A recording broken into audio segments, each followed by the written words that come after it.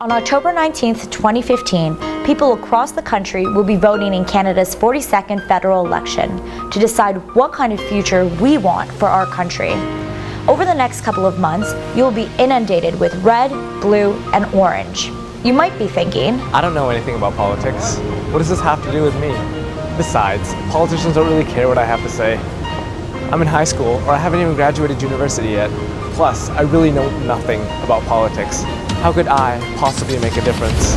According to Elections Canada, only 61% of eligible voters participated in the May 2011 federal election.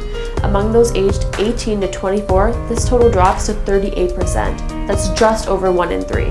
People literally died so we could vote. Voting is an important right we have to exercise. How can we change the world if we can't even take 10 minutes to vote? Not only that, but throughout history, many people, including women, people of color, and young people, were not legally allowed to vote. But social reformers fought for their equality. Don't let their sacrifice go to waste. Martin Luther King Jr. once said, "Our lives begin to end the day we become silent about the things that matter." What matters more than electing the future leaders of our country, especially when it comes to the fundamental issue of human rights? You have to play an active role in reforming our country and shaping the kind of Canada you want to be a part of. With great power comes great responsibility. You don't want to just vote for anyone.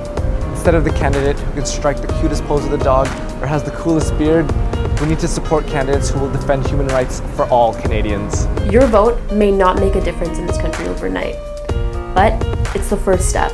Your vote is your voice, and when thousands of other Canadians feel the same way, it will make an impact. The more pro-life politicians we elect, the closer we become to living in a country with true equality, where people aren't discriminated against based on age, size, or level of development.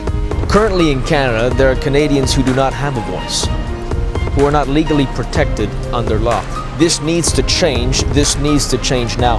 In our country, it is completely legal for an abortionist to kill an unborn child for any reason, at any stage of pregnancy, even up until birth. And there's no one to speak up for them. There's no one to fight for their right to life. The closer we become to living in a country where we offer life-affirming choices rather than life-ending ones. Canada is one of the only countries in the world that has no law on abortion. The others are China and North Korea. Do we really want to elect a government that puts us on par with China and North Korea when it comes to human rights? Even if you're not old enough to vote yet, there's a place for you in the upcoming election. Volunteering for a pro-life candidate is a fantastic way to become involved.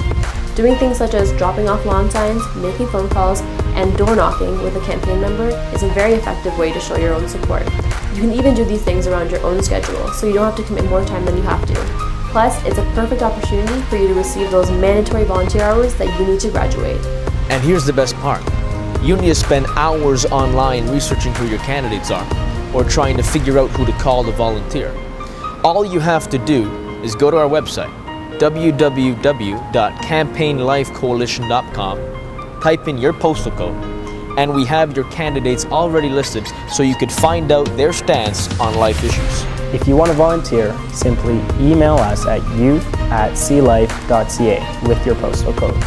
We have staff working full-time to connect young people with their pro-life candidate's office. voters this October will be sending a powerful message to our elected officials. Voting for a strong array of pro-life candidates will send the message that Canadians do not want a culture of abortion. If we remain silent on this issue, politicians will receive the opposite message. You cannot be passive. Let your voice be heard. Lives literally depend on it.